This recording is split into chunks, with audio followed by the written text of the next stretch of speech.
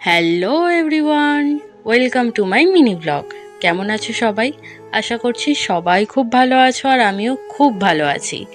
আজ আমাদের এখানে কালী পুজো, তাই সন্ধেবেলায় এইসব আলো টালো জ্বালিয়ে দিয়েছিল, তাই আমি ছোট্ট করে একটু ভিডিও করে নিয়েছিলাম। তখন আমি রেডি হয়েছি। মায়ের মূর্তি কিন্তু বাড়িতেই তৈরি হয়, এই ব্যাপারটা তো আমার বেশ ভালো লাগে। আমি যখন গিয়েছিলাম তখন তো রং হচ্ছে আর মায়েরও মুখের রং কমপ্লিট হয়ে গেছে।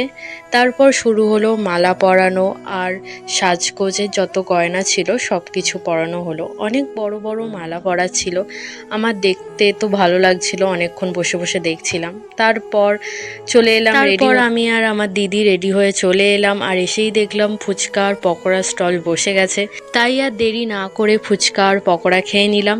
আমি প্রথমবার গিয়েও ফুচকা খেলাম, তারপরও আমার খিদে পাচ্ছিল, তো আবারও একবার গিয়ে ফুচকা খেয়ে নিয়েছিলাম।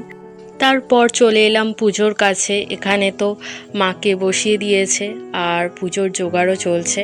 আর আমিও এখানে ডালা দিয়েছি, এক পাশে ডালাগুলো রাখা ছিল। তো অনেকটাই রাত হয়ে গিয়েছিল, তাই ভাবলাম খেতে চলে যাই, কারণ খিদেও পেয়েছিল অনেকটাই। খেতে বসিয়ে আমাদের প্রথমে দিয়ে দিল ভেজিটেবিল, আর তারপরে চলে এলো নানপুরি আর চানা মশলা। নানপুরি আর চানা মশলা তো আমার দারুণ লেগেছে, তাই আর একটা নিয়ে নিয়েছিলাম।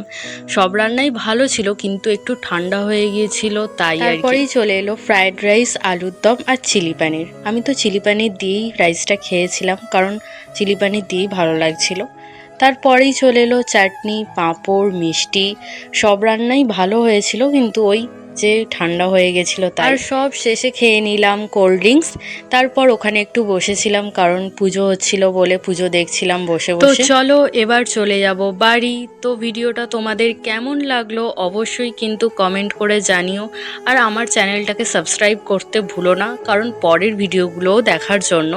আর খুব তাড়াতাড়ি নেক্সট ব্লগ নিয়ে চলে আসছি, তোমাদের সাথে দেখা হচ্ছে নেক্সট ব্লগে। এখন টাটা।